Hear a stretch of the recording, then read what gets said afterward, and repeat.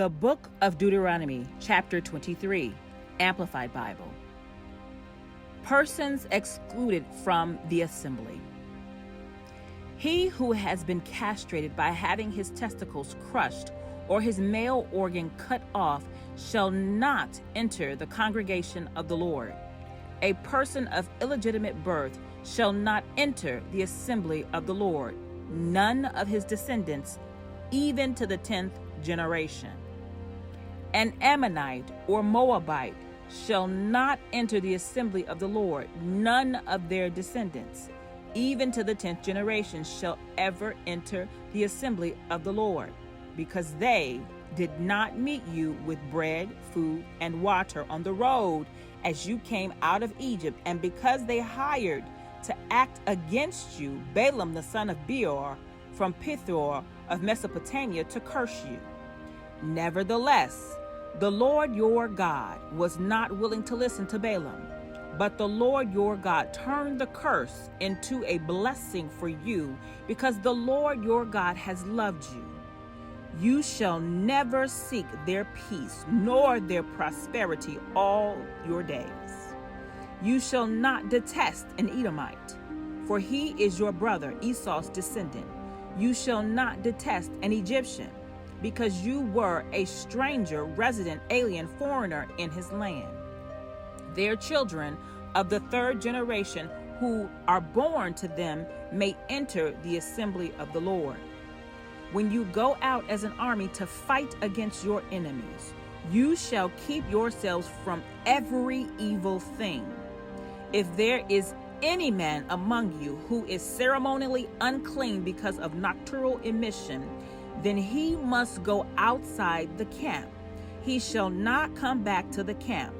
But when evening comes, he shall bathe in water, and at sundown he may return to the camp.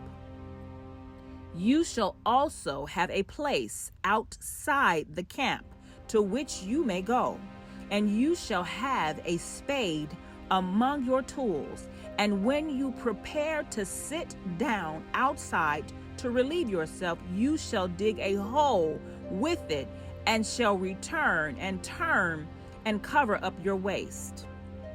Since the Lord your God walks in the midst of your camp to rescue you, to defeat your enemies before you, therefore your camp must be holy, undefiled, and he must not see anything indecent among you, or he will turn away from you. You shall not hand over to his master a slave who has escaped from his master to you. He shall live among you in the place he chooses in one of your cities where it pleases him.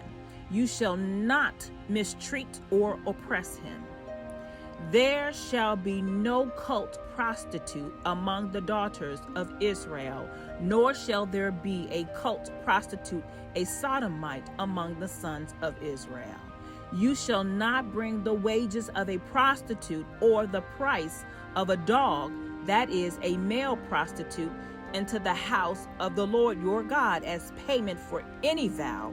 For both of these, the gift and the giver, are utterly repulsive to the Lord your God. You shall not charge interest to your fellow Israelite, interest on money, food, or anything that may be loaned for interest. You may charge interest to a foreigner, but to your fellow Israelite you shall not charge interest, so that the Lord your God may bless you in all that you undertake in the land which you are about to enter to possess. When you make a vow to the Lord your God, you shall not delay to pay it. He will most certainly require it of you, and a delay would cause you to sin. But if you refrain from making a vow, that would not be counted as sin in you. You should be careful to perform that vow which passes your lips, just as you have made a voluntary vow to the Lord your God, just as you have promised with your own words' mouth. When you enter your neighbor's vineyard, You may eat your fill of grapes, as many as you please, but you shall not put any in your basket to take with you. When you come into the standing grain of your neighbor, you may pluck the ears of grain with your hand, but you shall not wield a sickle in your neighbor's standing grain to harvest it. Until next time, see, hear, and do as God instructs you.